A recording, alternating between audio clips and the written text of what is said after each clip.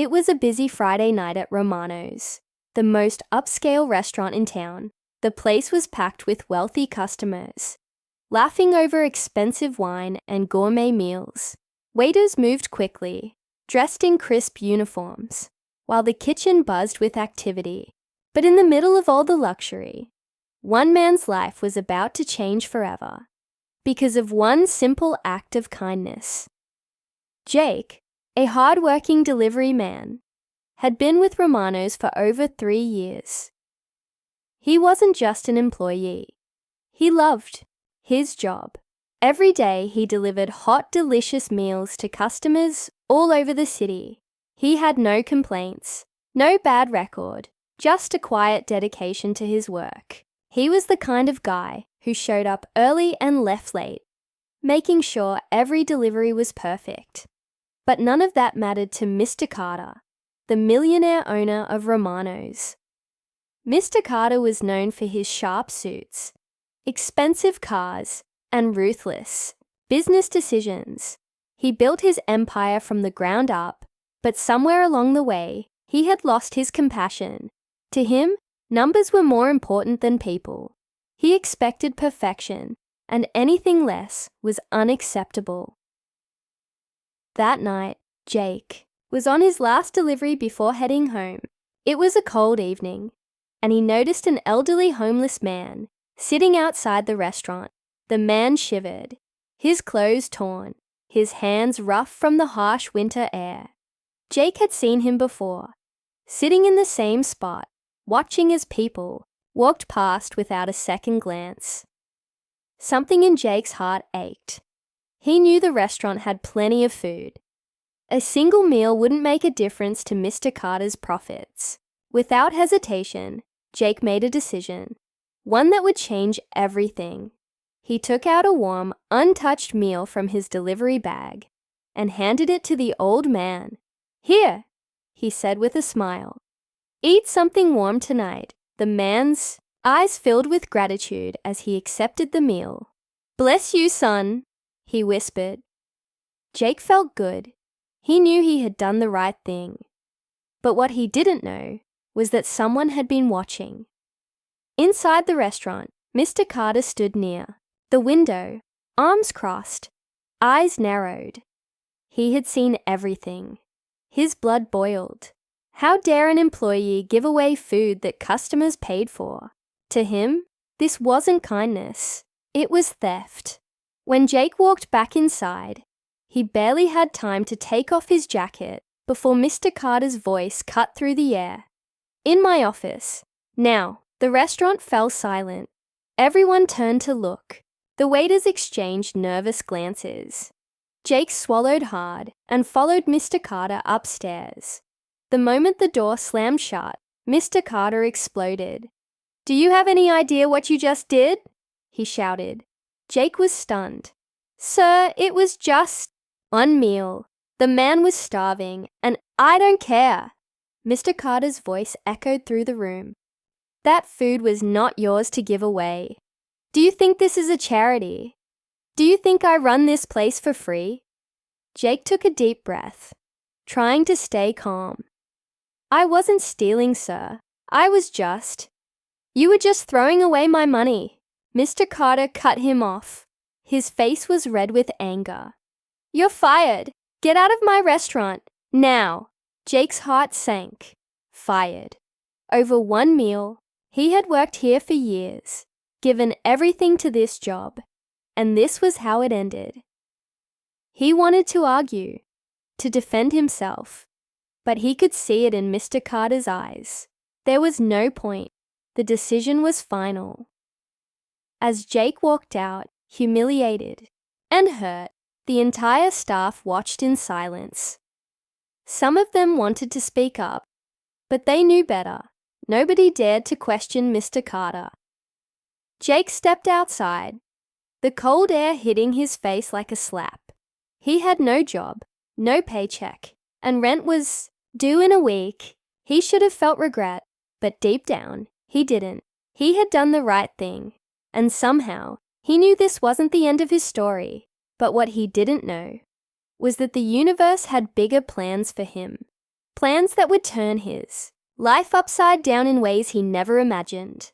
And as for Mr. Carter, he had no idea that his cruel decision would come back to haunt him in a way he never saw coming. Jake walked down the empty street, his breath visible in the cold night air. The weight of what had just happened sat heavy on his chest. Fired, just like that. No warning, no second chance, nothing. He had given 3 years of his life to that restaurant, only to be tossed aside like he meant nothing. But even as anger and frustration bubble inside him, there was something else, something stronger, a deep sense of peace. He knew he had done the right thing. Still, that didn't change reality. Rent was due in a week. His savings were barely enough to get by, and finding a new job, that could take weeks, maybe longer. He clenched his fists, pushing back the worry creeping into his mind. "I'll figure it out," he muttered to himself. He always had. Meanwhile, inside Romano's, the staff was still in shock. No one dared to say it out loud, but everyone knew Mr. Carter had gone too far. Jake wasn't just another worker. He was the heart of the place. The kind of guy who covered shifts without complaining, who stayed late to help in the kitchen when they were short-staffed. And now he was gone. One of the waiters, Lily, shook her head as she cleaned a table. That wasn't right. She whispered to Mark, another server. He didn't deserve that. Mark sighed. "Yeah, but what can we do? You know how Carter is." Lily bit her lip, glancing toward Mr. Carter's office. The door was shut, but she could still feel his anger lingering in the air. She didn't understand how someone could be so cold. But as much as Mr. Carter wanted to believe he had handled the situation, something didn't sit right. Later that night, he sat alone in his office, staring at the books. He had done the math. One meal didn't cost him much. It wasn't about the money. It was about control. If one employee thought they could make decisions on their own, others might do the same. That's how businesses failed. That's why he had to be strict. At least, that's what he told himself. Still, he couldn't shake the feeling that he had made a mistake. But Carter wasn't the kind of man to admit that. Not to himself, and certainly not to anyone else. Days passed, and Jake struggled to find work. He knocked on doors, filled out applications, made calls. Nothing. Every rejection hit harder than the last. He was running out of time.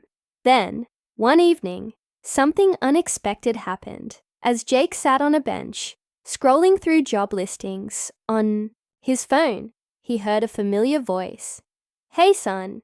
He looked up and saw the old man he had given the meal to.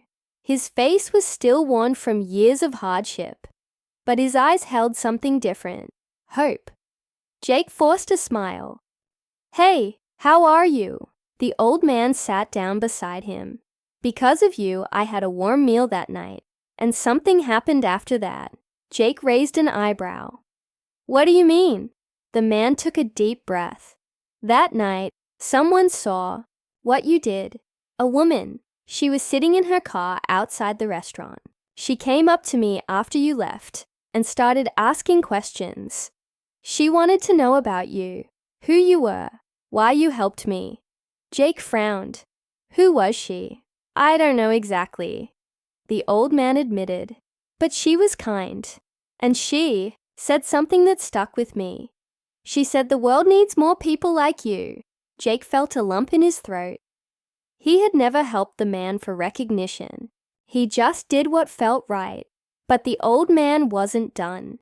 He reached into his pocket and pulled out a small piece of paper. "She left this for you. Told me to give it to you if I ever saw you again." Jake took the paper, unfolding it carefully. His eyes widened as he read the words. "Call me. I have an opportunity for you." At the bottom was a name and phone number. Jake stared at it, a mix of curiosity and disbelief flooding his mind. Who was this woman? And what kind of opportunity was she talking about? His heart pounded as he reached for his phone.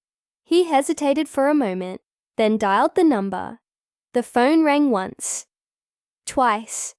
Then a voice answered. Hello. Jake swallowed. Hi, my name is Jake. I was given your number. There was a brief silence. Then the woman spoke again, her voice warm but confident. I've been waiting for your call. Jake sat up straight. You have? Yes, she said. I saw what you did that night, and I believe in rewarding kindness.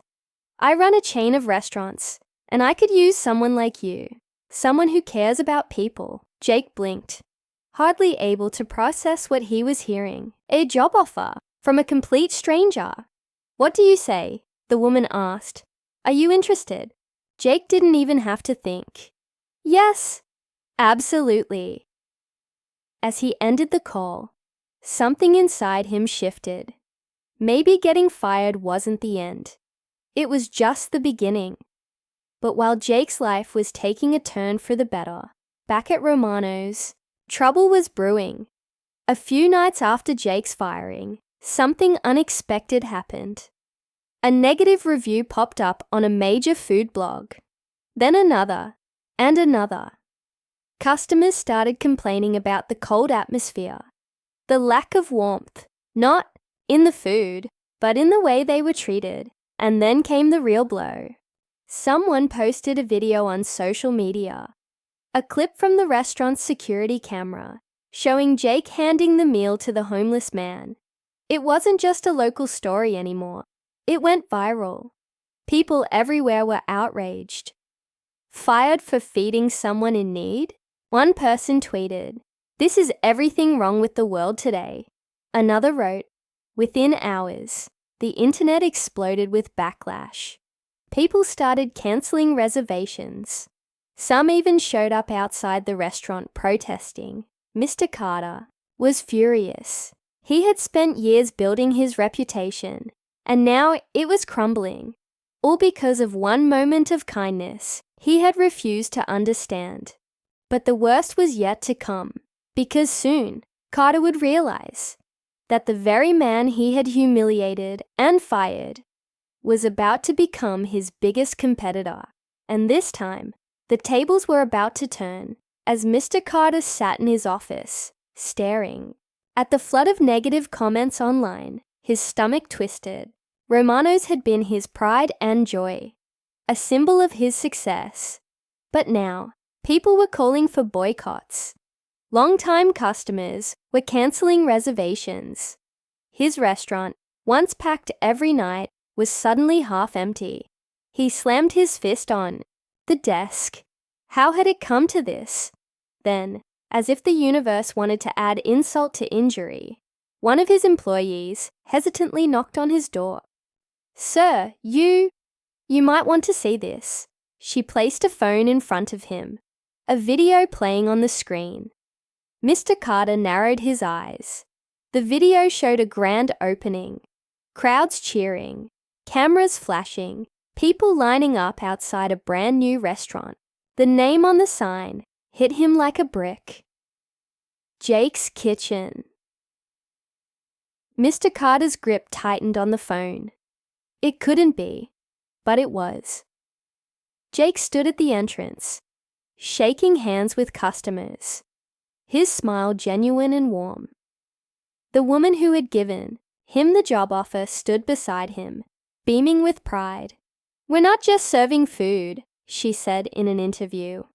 "We're building a place where kindness matters, a place where no one is treated like they're disposable." The interviewer nodded. "And I understand that one of your employees, Jake, was the inspiration behind this?" Jake chuckled, rubbing the back of his neck.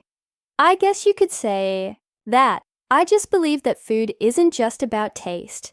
It's about the experience. It's about people. That's why we have a policy here. If someone is in need, they won't leave hungry." The audience in the background clapped, and the comments under the video were filled with praise. "This is how businesses should be run," one user wrote. Supporting Jake's kitchen from now on, another said. Mr. Carter's face burned. His former employee, the man he had fired and humiliated, was now at the center of something big. And worse, people loved it. Days passed, and the impact of Jake's kitchen became impossible to ignore. Customers who once dined at Romano's were now filling tables at Jake's new place. Reviews poured in, praising not just the food, but the atmosphere, the kindness, the way every customer felt valued. Meanwhile, Romano's continued to suffer. No matter what Carter did, discounts, promotions, damage control statements, nothing stopped the downfall. People had made up their minds. One evening, in a moment of desperation, Mr. Carter found himself standing outside Jake's kitchen. He had told himself he wouldn't come, that he didn't care.